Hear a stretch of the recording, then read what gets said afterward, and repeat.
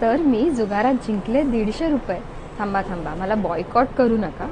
पूर्ण स्टोरी पुढे सांग. तर दिवाळीनिमित्त आमच्या बिल्डिंगमध्ये आठवड्याभरासाठी बरेच वेगवेगळे कार्यक्रम आयोजित केले असतात, ज्याचा शेवट होतो आनंद मेळाव्याने, अर्थात फनफेअर. तिथेही अशी मुलं 2 पानांचा हाऊजी किंवा हाऊजी, तुम्ही जे काही म्हणत असाल ते घेऊन बसतात. त्यांना विचारा की शाळेत किंवा कॉलेजमध्ये तरी त्यांनी असा एकत्र बसून अभ्यास केला होता का? यांना बघून तर नाही वाटत कधी केला असावा. तर असो, अशाच सगळ्या गेममध्ये मी अटेम्प्ट करत अपयश मिळवत हळूहळू पोहोचले ग्लास पाडण्याकडे, आणि जिकडे फायनली मला एक ग्लास पाडण्यात यश मिळालंच.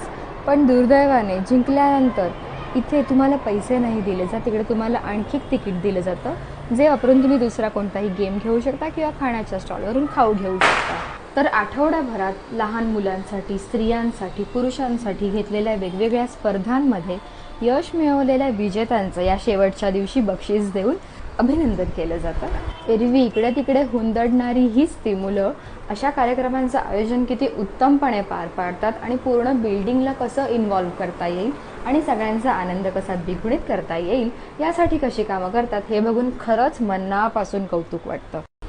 त्यासाठी तुमचं अभिनंदन, आणि अशा स्पर्धांमध्ये मला पुश करणाऱ्या माझ्या नवऱ्याचं वेगळं कौतुक. विषय हार्ड ग्रुप, तृतीय क्रमांक.